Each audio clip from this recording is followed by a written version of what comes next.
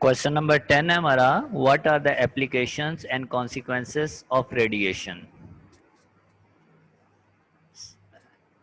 तो रेडिएशन के जो है एप्लीकेशंस कहाँ कहाँ अप्लाई होता है और इसको हमें कहाँ कहाँ एहतियातें करनी चाहिए इसके अगेंस्ट।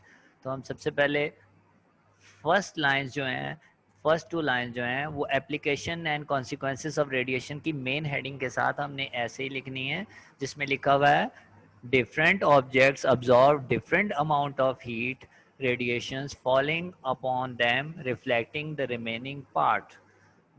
ऑब्जेक्ट मुख्तलिफ नेचर के होते हैं और मुख्तलिफ अमाउंट ऑफ हीट जो है वो अब्जॉर्ब भी कर सकते हैं, और रिमेनिंग जो है जो अगर अब्जॉर्ब नहीं कर रहे हैं तो थोड़ा थोड़ा रिफ्लेक्ट भी साथ कर रहे होते हैं, depending upon the nature of the object.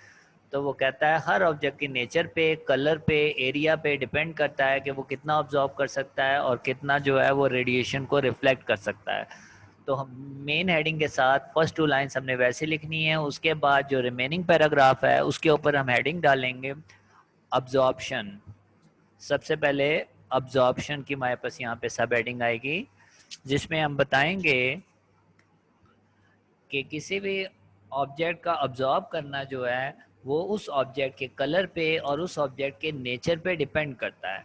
यानी कि वो ऑब्जेक्ट अगर रफ होगा तो वो ज़्यादा ऑब्जॉर्ब करेगा, क्योंकि स्मूथ होता है वो तो वो रिफ्लेक्ट करता है रेडिएशन को। तो नेचर में हमने बताया एक तो रफ होना चाहिए, दूसरा सरफेस जितना ब्लैक होगा, पीछे हमने पढ़ा था ब्लैक सरफेसेस जो होते हैं वो अब्जॉर्ब ज़्यादा करते हैं, बहुत अच्छे गुड ऑब्जॉर्बर होते हैं। तो ब्लैक सरफेस होगा, रफ होगा, तो वो अब्जॉर्ब जो है वो ज़्यादा से ज़्यादा करेगा।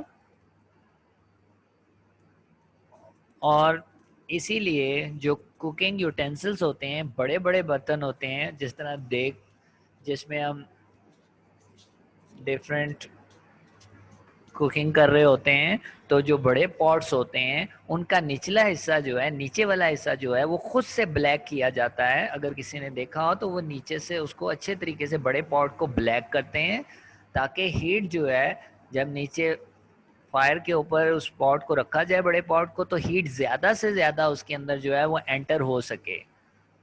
तो हमने क्या कहा, कुकिंग यूटेंसिल्स का निचला हिस्सा, जो बड़े कुकिंग यूटेंसिल्स होते हैं, पॉट होते हैं, उनका निचला हिस्सा खुद से ब्लैक किया जाता है और फिर हीट जो है वो ज़्यादा से ज़्यादा उसके अंदर उसकी वजह से एंटर होती है। उसके बाद हमारे पास नेक्स्ट जो पैराग्राफ है इसमें हमने हेडिंग दे ली है रिफ्लेक्शन की।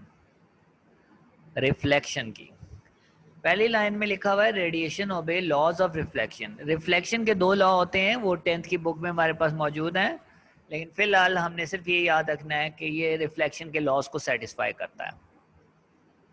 उसके बाद हमने ये बताना है कि वो तमाम सरफेसेस जो स्मूथ होती हैं, पॉलिश्ड होती हैं, वो ज़्यादा से ज़्यादा रिफ्लेक्ट करती हैं। अगर वो शाइनिंग हो या वाइट कलर की हो तो वो भी ज़्यादा से ज़्यादा रिफ्लेक्ट करती हैं।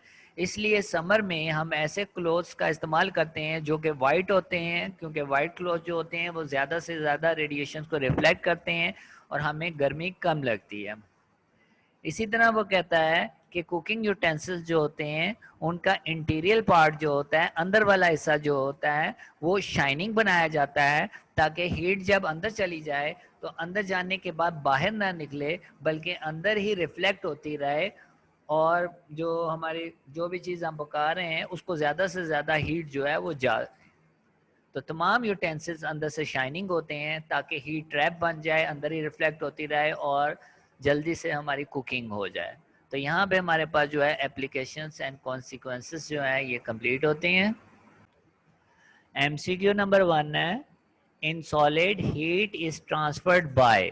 सॉलिड के अंदर जो होती है कौन से प्रोसेस से हीट जो है वो मूव करती है, कंडक्शन है, कन्वेक्शन है, रेडिएशन है या अब्जॉर्प्शन है। तो हमने पढ़ा था हीट के ट्रांसफर होने का तरीका, जो कंडक्शन है वो इन सॉलिड्स होता है, सॉलिड के अंदर होता है, जो कि due to vibrating molecules and free electron की वजह से होता है। तो कंडक्शन नंबर 1 का बी पार्ट जो है वो कंडक्शन आंसर है। सेकंड है हमारे पास, सेकंड क्वेश्चन करने के लिए आपको 197 पेज खोलना पड़ेगा।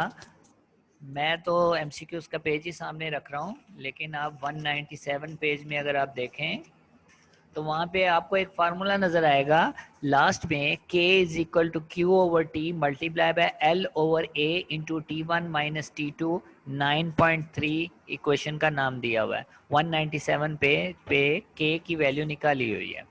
तो अब हम ये पढ़ते हैं MCQ. What happen to the thermal conductivity of a wall. Thermal conductivity K की वैल्यू है, तो K की वैल्यू पे क्या असर होता है। What happens to the thermal conductivity of the wall if its thickness is doubled? अगर दरमियान में जो उसकी लेंथ जो है वो डबल कर दी जाए। 9.3 में देखें, बड़े L की वैल्यू जो है अगर डबल कर दी जाए, क्योंकि L ऊपर है नीचे नहीं है, तो इसका मतलब है लेंथ के डबल होने से K की वैल्यू भी डबल हो जाएगी। तो 197 पेज पे थर्मल कंडक्टिविटी का फार्मूला एंड में मौजूद है। K इज इक्वल टू आगे लिखा हुआ Q by T multiply by L over A into T1 minus T2। अगर लेंथ डबल हो जाएगी तो ऑब्वियसली K की वैल्यू भी डबल हो जाएगी। तो इसलिए हम option number B becomes double को, sorry option number A becomes double को टिक करेंगे। Option number A becomes double, L के ट्वाइस होने से K की वैल्यू ट्वाइस हो जाती है। उसके बाद है हमारे पास metals are good conductors of heat due to that. Metal जो होते हैं वो हीट के अच्छे कंडक्टर होते हैं। क्यों? हमने पढ़ा हुआ था सॉलिड्स में, मेटल्स में रैपिड हीट फ्लो होती है क्योंकि उनके अंदर फ्री इलेक्ट्रॉन्स मौजूद होते हैं। तो फ्री इलेक्ट्रॉन की वजह से मेटल जो हैं वो अच्छे कंडक्टर्स हैं। तो ए पार्ट को टिक करेंगे, फ्री इलेक्ट्रॉन्स। नंबर 4 है हमारे पास, in gases heat is mainly transferred by. Gases में और लिक्विड में हीट ट्रांसफर होती है कन्वेक्शन के जरिए। कन्वेक्शन में हमने पढ़ा था कि चाहे गैस हो चाहे लिक्विड हो, जब वो हीटअप होते हैं तो गर्म हवा या गर्म पानी ऊपर राइज करता है और ठंडी हवा या ठंडा पानी उसकी जगह लेता है। तो ये प्रोसेस जारी रहता है। तो इस तरीके से कन्वेक्शन का प्रोसेस होता है। तो यहाँ पे सी पार्ट कन्वेक्शन, गैसेस और लिक्विड में कन्वेक्शन का होता है। तो यहाँ पे गैसेस का पूछा है, इसलिए सी पार्ट कन्वेक्शन को टिक करेंगे। उसके बाद नंबर 5 है हमारे पास, convection of heat is the process of heat transfer due to the. Convection of heat जो है वो किस चीज की वजह से होता है। अगर आप देखें लास्ट में लिखा हुआ है फ्री मूवमेंट ऑफ मॉलिक्यूल्स। क्या होती है? गर्म हवा ऊपर की तरफ जाती है, ठंडी हवा उसकी जगह आती है, तो ये एक सर्कुलेशन पैदा हो जाती है। तो इसमें कन्वेक्शन का प्रोसेस होता है। तो कन्वेक्शन में क्या हो रहा है? फ्री मूवमेंट ऑफ मॉलिक्यूल्स हो रही हैं जो कि एक जगह से दूसरी जगह मूव करते हुए जा रहे हैं और खुद हीट को एक जगह से दूसरी जगह लेके जा रहे हैं, और ठंडे मॉलिक्यूल जो है उसकी जगह पे आ रहे हैं, वो हीटअप हो रहे हैं एंड सो ऑन। तो free movement of molecules D part 5 का आंसर है। False ceiling is done to. False ceiling, छतों को सील क्यों किया जाता है? ताकि इंसुलेट किया जाए, ना हीट अंदर आ सके ना हीट बाहर जा सके। तो D part insulate the ceiling, D part insulate the ceiling. Rooms are heated using gas heaters bye.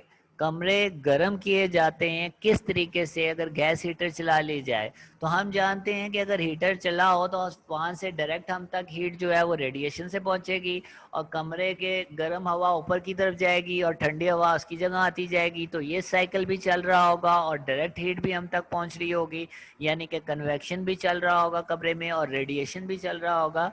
तो इसलिए हम B part convection and radiation इसको टिक करेंगे, B part convection and radiation. तो कमरा गर्म जब होता है तो डायरेक्ट रेडिएशन भी आ रही होती है और हवा भी सर्कुलेट कर रही होती है। Land breeze blows from. Land breeze और सी ब्रीज हमने पढ़ा था। तो लैंड ब्रीज जो होता है लैंड से सी की तरफ होता है और साथ में एट नाइट, रात के टाइम होता है। इसलिए सी पार्ट को टिक करेंगे। नंबर 8 में सी पार्ट को आपने टिक करना है।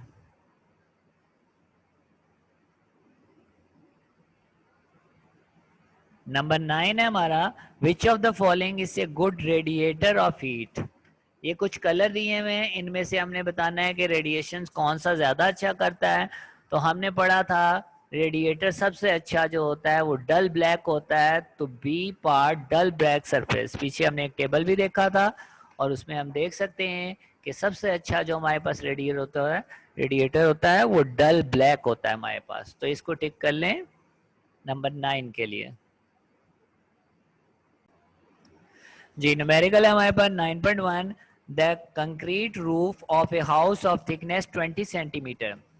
सबसे पहले जो है थिकनेस दे दी है 20 सेंटीमीटर रूफ की, यानी कि उसके नीचे वाला और बाहर वाला टेम्परेचर अलग अलग है, और दरमियान में जो लेंथ है रूफ की वो हमारे पास 20 सेंटीमीटर है। उसको हमने मीटर में चेंज कर दिया 100 से डिवाइड करके, तो 0.2 मीटर आ गया। Has an area of 200, area भी उसने हमें दे दिया है तो हमने लिख दिया area of 200 metre square. The temperature inside the house is 15 degree Celsius and outside is 35 degree Celsius. दो टेम्परेचर दिए हुए अंदर और बाहर, और हमने पढ़ा था थर्मल कंडक्टिविटी में ज्यादा वाला टेम्परेचर जो होता है T1 होता है, और कम वाला टेम्परेचर हमने उस टॉपिक में T2 पढ़ा था। हॉट पार्ट T1 और कोल्ड पार्ट T2 होता है, इसलिए T1 हमने ज्यादा 35 लिखा, उसको प्लस 273 करके SI यूनिट में चेंज कर दिया।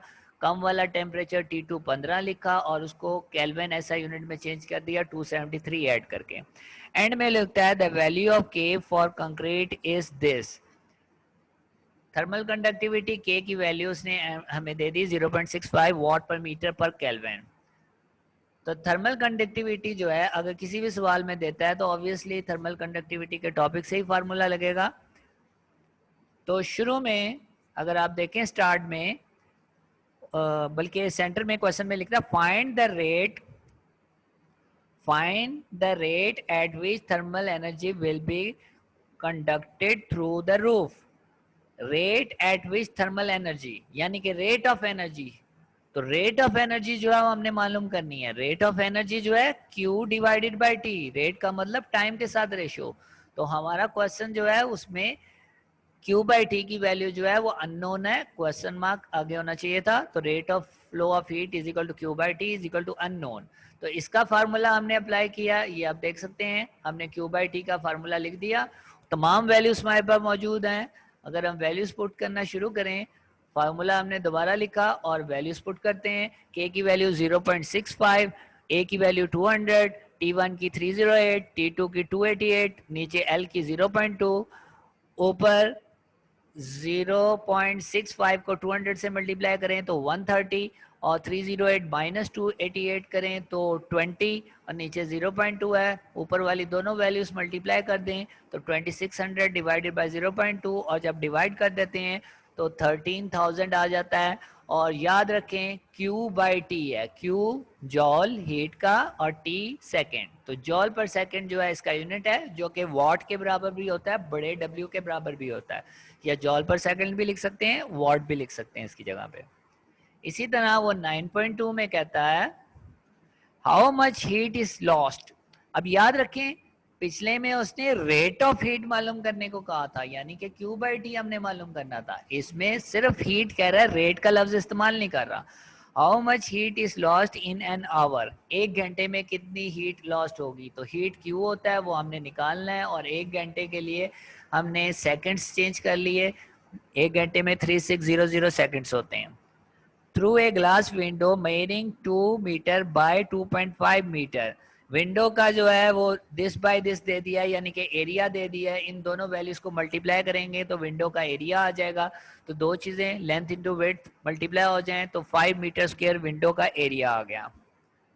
When inside temperature is 25 and outside is 5, दो टेम्परेचर हैं थर्मल कंडक्टिविटी में। हमेशा ज्यादा वाला जो होता है T1 होता है 25, उसमें 273 ऐड करके केल्विन में चेंज कर दिया।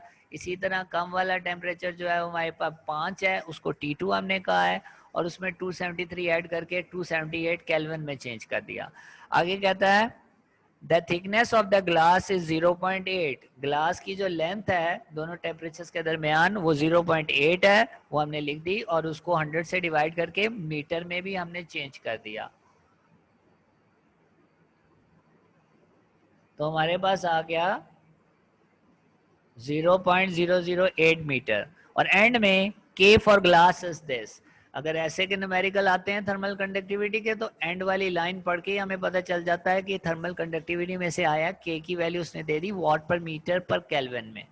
और इसका फार्मूला ये हमने पहले भी लिखा था, Q by T is equal to K A into T one minus T two divided by L. अब याद रखें Q बाई टी की वैल्यू हमने मालूम नहीं करनी है, बल्कि सिर्फ Q की वैल्यू मालूम करनी है, बाकी वैल्यूज हमारे पास गिवन है।